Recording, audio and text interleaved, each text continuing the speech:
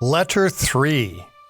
What does it look like to think, feel, and act like Jesus? Families love to tell stories around the table. What better story to illustrate what we are trying to accomplish than the woman caught in adultery story found in John chapter 8, verses 1 through 11. Everything we want to say going forward in our Bearing the Beams of Love seminar is captured in this famous drama. Let's look at Jesus as he is confronted with this moral dilemma. Jesus' enemies drag this poor woman before him to decide her fate.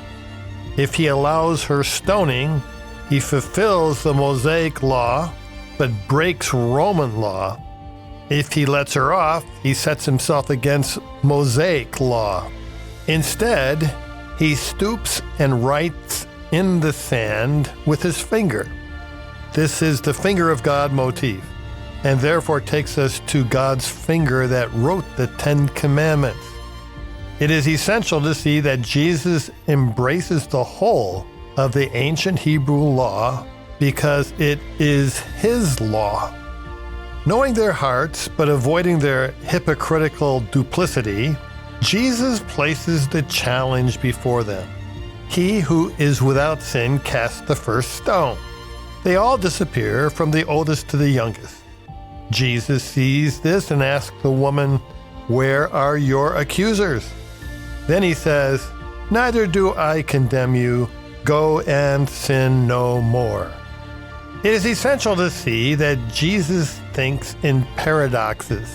He embraces the law, yet is not condemning.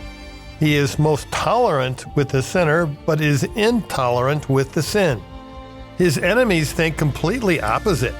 They are tolerant of sin, especially their own, which they ignored until Jesus called them on it, but are intolerant with the sinner. We see the compassion Jesus has for this woman. His heart goes out to her as it does for all sinners. Jesus feels it all so intensely. And we see the obedience of Christ where he commands the woman to go and sin no more.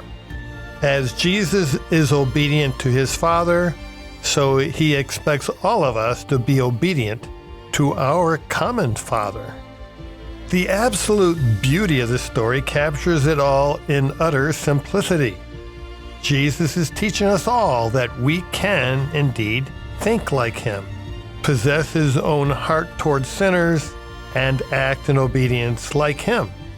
Since we have the same Holy Spirit within us, we can think, feel, and act like Jesus.